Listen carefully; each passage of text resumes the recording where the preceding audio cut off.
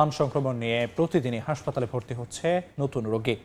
এ নিয়ে বিস্তারিত জানাতে এই মুহূর্তে রাজধানীর ডিএনসিসি ডেডিকেটেড হাসপাতালে আছেন রিপোর্টার ফরিদপুরে আছেন শিকদার সজল। সরাসরি শুরুতে যাচ্ছি মনিরের কাছে। মনির, হামের প্রাদুর্ভাব ক্রমেই বাড়ছে, কমছে না হামের যে সংক্রমণ, সেই সংক্রমণ। আমরা এই মুহূর্তে আছি রাজধানীর মহাখালীর কোভিড ডেডিকেটেড হাসপাতালে।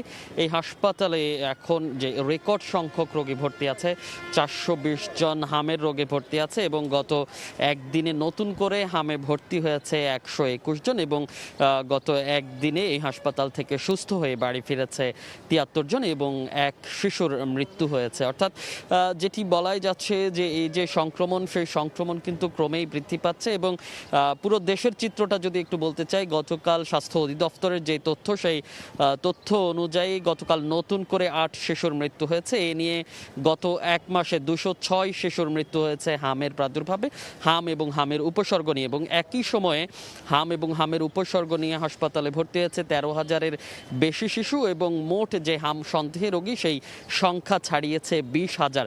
অর্থাৎ বলাই যাচ্ছে যে ক্রমেই যে বৃদ্ধি পাচ্ছে হামের সংক্রমণ, সেটি কিন্তু কমছে না। এবং এই যে এখন যে অবস্থা আছে, এই অবস্থায় চিকিৎসকরা পরামর্শ দিচ্ছেন সঠিক যে স্বাস্থ্যবিধি আছে, সেই স্বাস্থ্যবিধি মেনে চলার। বিশেষ করে যেসব শিশু জ্বরে আক্রান্ত হচ্ছে কিংবা যেসব যে উপসর্গগুলো আছে, এইসব উপসর্গ দেখা দিলেই তাদেরকে আইসোলেশন করার পরামর্শ দিচ্ছেন।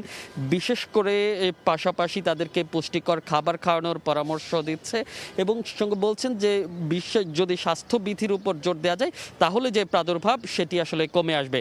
তো এই ছিল রাজধানী থেকে হামের প্রাদুর্ভাবের সবশেষ। আমার কাছে যেতে চাই ফরিদপুরে, সেখানে আছেন সহকর্মী শিকদার সজল। ফরিদপুর মেডিকেল কলেজ হাসপাতালে প্রতিদিনই কিন্তু আসলে হামে আক্রান্ত যে শিশু, সেই শিশুর সংখ্যা কিন্তু বাড়ছে এবং অভিভাবকরা কিন্তু তাদেরকে নিয়ে এসে ভর্তি করছে এবং গত 24 ঘন্টায় 23 জন শিশু কিন্তু এই ফরিদপুর যে হাসপাতালগুলো রয়েছে, সেই হাসপাতালগুলোতে কিন্তু ভর্তি রয়েছে। তার মধ্যে আমি এই মুহূর্তে রয়েছি ফরিদপুর মেডিকেল কলেজ হাসপাতালে এবং এই ফরিদপুর মেডিকেল কলেজ হাসপাতালে গত 24 ঘন্টায় কিন্তু যে এখন যে রোগী কিন্তু ভর্তি হয়েছে এবং এই যে এই ফরিদপুর মেডিকেল কলেজ হাসপাতালে গত 24 ঘন্টায় 34 জন রোগী কিন্তু এই শিশু ভর্তি হয়েছে এবং এখন এবং এই মুহূর্তে কিন্তু ভর্তি রয়েছে এবং ফরিদপুর জেনারেল হাসপাতালে কিন্তু 17 জন শিশু তারা কিন্তু চিকিৎসাধীন রয়েছে। মোট এই জেলায় কিন্তু বর্তমানে ফরিদপুর মেডিকেল কলেজ হাসপাতাল এবং জেনারেল হাসপাতাল সহ অন্যান্য হাসপাতালে মোট 51 জন শিশু কিন্তু তারা কিন্তু চিকিৎসা নিচ্ছেন। এবং